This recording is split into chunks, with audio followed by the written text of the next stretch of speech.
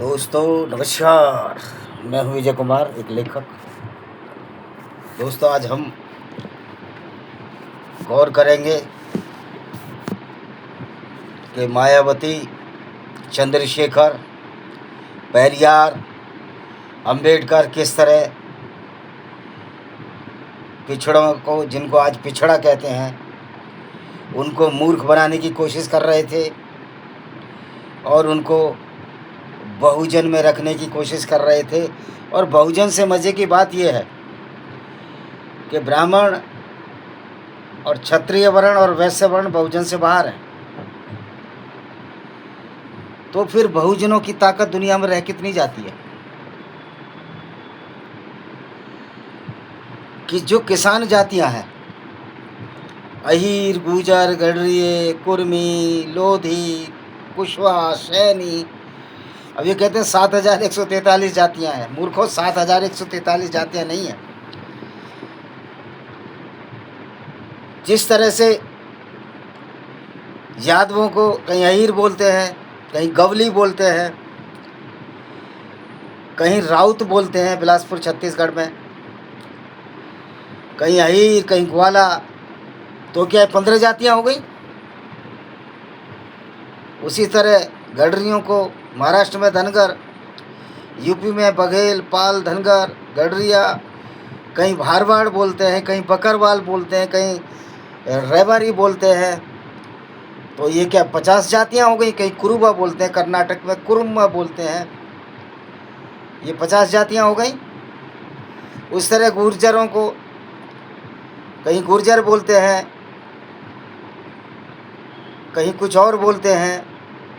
संभवतः गुर्जरों को गुर्जर और भी कई नाम हैं इनके, जो अभी मेरे जहन में नहीं है। इसलिए गुर्जर वैसे नॉर्थ इंडिया की कास्ट है, हिंदी बेल्ट में ज़्यादा है तो गुर्जर ही बोल देते हैं। और जितने भी माइग्रेट हो गए गुजरात में गए, तो जितनी भी किसान जातियां हैं, पहले तो 7,100 कितनी जातियां वो है नहीं। दूसरा, मायावती ने, चंद्रशेखर और सो कॉल्ड पिछड़े समाज के नेता भी, जिसमें अखिलेश यादव, श्यामलाल पाल, विश्वनाथ पाल, ये सब किसान जातियों और पशुपालक जातियों को मूर्ख बना रहे हैं। यद्यपि मैं मनुस्मृति नहीं मानता। जब मैं मनुस्मृति नहीं मानता तो तुम तो मनुस्मृति मानकर किसान जातियों को शूद्र बता रहे हो, किसान जातियों को, पशुपालक जातियों को शूद्र बता रहे हो, बहुजन में गिन रहे हो। फिर मैं एक बार कर दूं कि मेरा इसमें कोई उद्देश्य नहीं है कि किसी को मैं ऊंचा मानूं, किसी को छोटा मानूं या किसी को बड़ा मानूं। और मैं मनुस्मृति को भी नहीं मानता हूं। लेकिन चूंकि आप मनुस्मृति के आधार पर किसी को छोटा और किसी को बड़ा मानते हो, तो ये लाजमी हो जाता है कि मैं, जो पेरियार था, जो कंचन इलैया है, जो हैदराबाद सिकंदराबाद में रहता है, जो सो कॉल्ड ओबीसी हैं, ये दोनों एक ही जाति के हैं, गडरिया जाति के, सैफर्ड कम्युनिटी के। तो ये इन लोगों ने, और मायावती और चंद्रशेखर ने और बहुत सारे, डॉक्टर लक्ष्मण यादव, जो सो कॉल्ड अपने को शूद्र बने बैठे हैं, ये राजनीतिक एजेंडा है, पॉलिटिकल एजेंडा है। अब मनुस्मृति के हिसाब से भी किसान जातियां किस में आती हैं उसको हम बताएंगे। ब्राह्मण पूजा करने वाला, तो भाटी साहब कहते थे कि जन्म के आधार पर ही जाती है, वर्ण बना दिए गए हैं। निश्चित तौर पर मनुस्मृति में जन्म के आधार पर वर्ण है, वो गलत है। मैं तो पहले ही बोला हूँ कि मैं मनुस्मृति जैसी मूर्ख किताब को नहीं मानता, पर मैं उन मूर्ख बहुजनों, मायावती, पेरियार तो बहुजन में आता नहीं, वो तो ओबीसी है, वो तो किसान है। कंचन इलैया जो प्रोफेसर है, वो भी पिछड़ी जाति, वो भी शूद्र में आता नहीं। ये लोग सिर्फ अपनी राजनीतिक रोटियां सेक रहे हैं।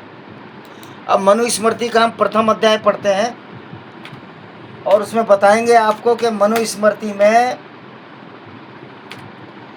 कौन शूद्र है और कौन वैश्य है। पढ़ते हैं। इसका PDF में डाउनलोड कर रहा हूँ, आप देखना। तो ये जो मूर्ख बना रहे हैं, जो हमसे भी बड़े मूर्ख हैं और किसान जातियों को मूर्ख बनाने की कोशिश कर रहे हैं, जिनके गौरवशाली इतिहास को ख़त्म करने की कोशिश कर रहे हैं ये लोग, जो सो कॉल्ड दलित नेता और कुछ उनके चट्टे बट्टे, जैसे दतिया से एक दामोदर यादव लड़ रहा है जो यादव है, और इस तरह के अनेक नेता जो फूट डालने का काम कर रहे हैं सनातन वैदिक धर्म में। मैं मानता हूं कि मनुस्मृति बहुत ही घटिया और वाहियात किताब है, लेकिन तुम उस मनुस्मृति के आधार पर जब उसको वाहियात मानते हो तो बहुजन का फंडा कहाँ से लाते हो? और फिर मनुस्मृति तो किसान जातियों को बोलती ही नहीं कि आप शूद्र हो। तो ये श्लोक पढ़ते हैं हम इस 87 से 93 श्लोक पर जाएंगे और बताएंगे कि मनुस्मृति में क्या लिखा है, और इसकी ओरिजिनल कॉपी में कर रहा हूँ, ये नहीं है क्योंकि लफड़ा हो इसमें। कौन सा क्या चल रहा है ये?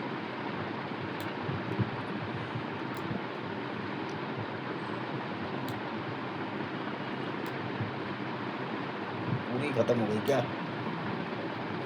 हाँ जी, देखे जाते हैं अभी। पहले मनुस्मृति प्रथम अध्याय अभी खोल कर रखता हूँ मैं। हाँ जी, आ गया।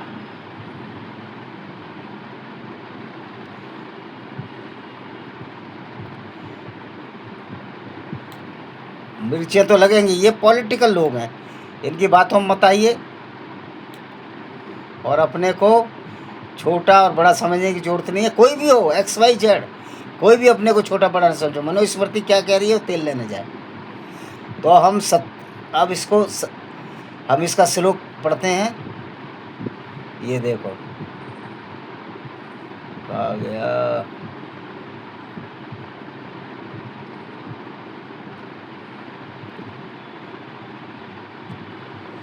चौरासी। ये रहा।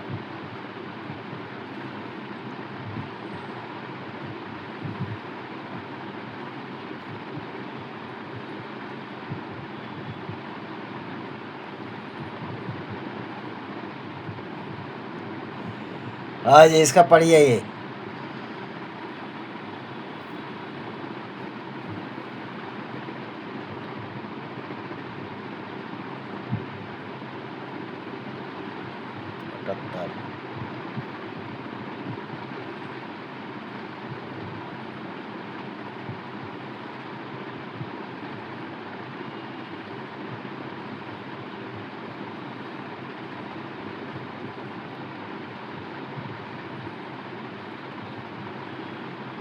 रुको मैं खोलता हूँ इसको। मनुस्मृति PDF मनुस्मृति का हम मनुस्मृति वैश्य को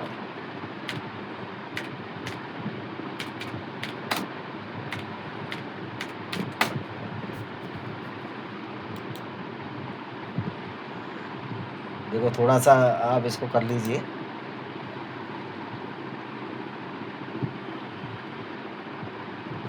ये देखिए, मनुस्मृति में वर्ण व्यवस्था में वैश्य को तीसरा स्थान दिया गया है, जो ब्राह्मण और क्षत्रिय के बाद आता है।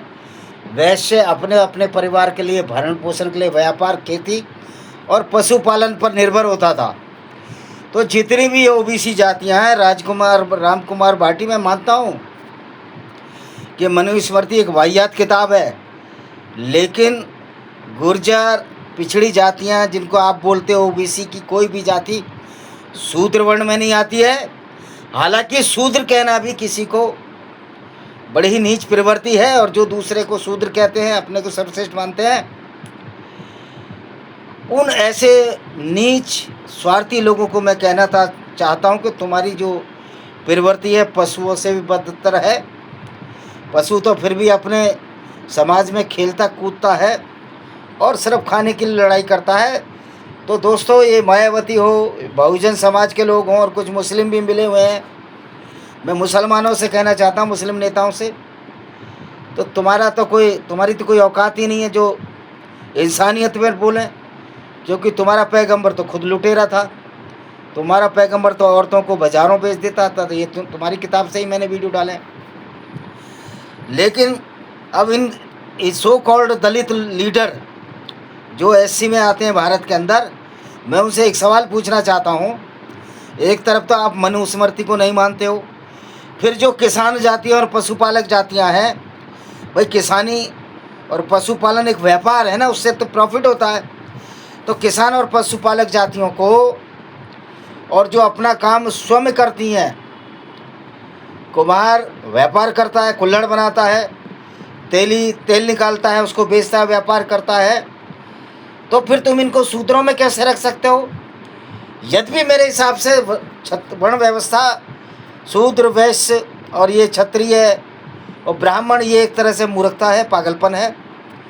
लेकिन तुम इसी पागलपन की किताब को, मनुस्मृति को ढाल बनाकर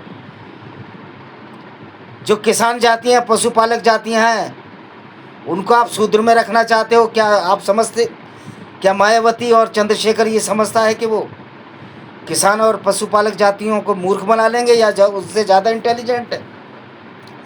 इसलिए मायावती का बहुजन फार्मूला हमेशा फेल रहता रहा। और जिसको कोई, अगर मैं झूठ बोल रहा हूँ तो आप जो है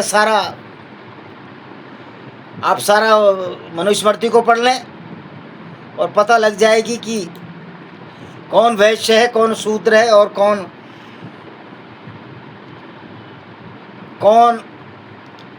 क्षत्रिय है। तो क्षत्रिय युद्ध करने वाला है। अब उस हिसाब से जितने भी मार्शल जातियां थीं, वो तो जिनके नाम पर रेजिमेंट में नहीं है वो मार्शल जातियां। हालांकि ये अंग्रेज़ों का एक चलन था। तो महार अपने को अछूत क्यों कहते हैं? जब वो एक तरफ तो कहते हैं हमने भीमा कोरेगांव युद्ध में मराठों को हराया था, ब्रिटिश सेना के मिलकर, यानी गद्दारी तो की उन्होंने देश के प्रति, तो बहुत सारी कौमें ने की है, इस पर हमारी उंगली नहीं है, क्योंकि हम उन्हीं को क्यों टारगेट करें बेचारों को। तो दोस्तों, मैं मायावती से, चंद्रशेखर से, लक्ष्मण यादव से और दलित चिंतकों राम कुमार भाटी जैसे लोगों से पूछ सकता हूँ कि गुर्जर क्या वास्तव में शूद्र है, या मिस्टर श्यामलाल पाल, विश्वनाथ पाल, क्या पाल समुदाय शूद्र में आता है? मनुस्मृति के हिसाब से तो कोई भी पिछड़ी जाति शूद्रों में नहीं आती। तो फिर बहुजन की संख्या कितनी बचती है इस देश में? क्योंकि जो मुस्लिम्स हैं वो तो कहते हैं गैर मुस्लिमों से चाहे तुम बौद्ध भी बन जाओ, हमारा संबंध हो ही नहीं सकता, क्योंकि आप काफिर हो। और काफिरों की स्त्रियों को लूटना, उनको बाजारों में बेचना जायज़ है, चाहे वो हिंदू हों, बौद्ध हों, उनको ये कोई मतलब नहीं है शूद्र से, फलाने से, जातिवाद से। यद्यपि इस्लाम में भी जातिवाद की गंदगी है, लेकिन इस्लाम का मूलभूत अंग नहीं है। उनका मूलभूत अंग ये है कि गैर मुस्लिमों को हर हालत में कत्ल करना है। तो ये मायावती और चंद्रशेखर जैसे लोग जो मूर्ख बना रहे हैं लोगों को, और बाई वर्च्यू मैं किसी भी धर्म की ऐसी बात को नहीं मानता जो बेवकूफ़ी है कि लाड़ से ब्राह्मण पैदा हो गया, फलाने से पैदा हो गया, ढिमकाने से पैदा हो गया, हनुमान जी ने सूरज निगल लिया। इस तरह की मूर्खतापूर्ण बातों को नहीं मानता। मैं लॉजिकल बात मानता हूँ। अब वसुदेव कुटुंबकम की परिकल्पना की गई है, जिस विचारधारा किताब हो उसको आप खारिज नहीं कर सकते। लेकिन आप मनुस्मृति गाली देने वाले से पूछना चाहता हूँ, फिर आप उसी जातिवाद को आगे बढ़ा रहे हो। और क्या मूर्ख समझ रखा है कि सो कॉल्ड किसान और पशुपालक जातियों को, क्या वो बहुजन की श्रेणी में आएंगे और तुम्हारी लीडरशिप को स्वीकार करेंगे? इसलिए पिछड़ी जाति का कोई भी लीडर जो बहुजन के नेता हैं, चंद्रशेखर हो या मायावती हो, स्वीकार नहीं कर सकता, क्योंकि मायावती और चंद्रशेखर दोनों झूठ बोलते हैं। उन्हें मनुस्मृति का ज्ञान नहीं है, राजकुमार भाटी को भी ज्ञान नहीं है, और आमने सामने बहस करे। मैंने 100 वीडियो डाले हैं मनुस्मृति पर। तो दोस्तों, लोगों के बहकावे में ना हो।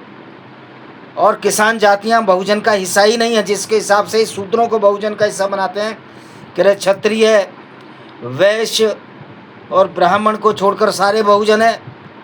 तो सारी किसान जातियां तो वैश्य वर्ण में आती हैं। तो बहुजन में कौन बचे? अब आप समझ सकते हो, मैं कहने की आवश्यकता नहीं है। तो अपने दिमाग को खुला रखें और मूर्खों की बातों में ना आए। तुम अपने से मतलब किसी कोई भी तुम्हें मूर्ख बना जाए बन जाएंगे। किसान जो खेती करता है, अच्छी खेती करता है, पशुपालक जो पशुओं से धन कमाता है, वो ये जानता है कि हमारा बैल, हमारी भेड़ या बकरी या अन्य ऊँट क्या चाह रहा है, वो इतना इंटेलिजेंट है। खेती करने वाला कहाँ खेती अच्छी होगी, वो इतना आज जो किसान जो खेती कर रहे हैं, जो किसी भी जाति के, वो वैश्य वर्ण में आ रहे हैं मनुस्मृति के हिसाब से। तो दोस्तों, चंद्रशेखर, मायावती, रतनलाल यादव और अन्य अम्बेडकरवादी नेताओं के भ्रम में ना जाएं, वामन बेसराम के भ्रम में जाएं। ये इनकी पॉलिटिकल आइडियोलॉजी है, इनका कोई लेना नहीं है धर्म से, ना ये धर्म की ABCD जानते हैं। और ये हिंदू, जैन, बौद्ध ये धर्म नहीं है, ये संप्रदाय है। धर्म एक ही होता है जो कहता है कि पूरी दुनिया एक हमारा समाज है, परिवार है। तो दोस्तों, कोई भी किसान, पशुपालक जातियाँ शूद्र कास्ट, शूद्र में नहीं आती हैं। फिर मैं बता रहा हूँ कि मैं मनुस्मृति को रद्दी की टोकरी में डालता हूँ, लेकिन इसी मनुस्मृति के आधार पर चंद्रशेखर, मायावती जैसे अपने बहुजन नेता किसान जातियों को मूर्ख बनाने की कोशिश करते हैं। आप मूर्खता मनाएं, अपना विवेक खुला रखें। आप खुद धन कमाने वाले लोग हैं, मेहनत से कमाने वाले लोग हैं, क्योंकि खेती भी एक व्यापार है और किसान पशुपालक भी एक व्यापार है। और जो अपने को SC समझते हैं, अगर वो बिजनेस करते हैं तो वैसे हैं, वर्ण छोड़ो, व्यवसाय करते हैं, वो भी बहुजन में नहीं आते। इसी के साथ मैं इस वीडियो को विराम देता हूँ। वंदे मातरम, जय हिंद, आपका दिन शुभ हो।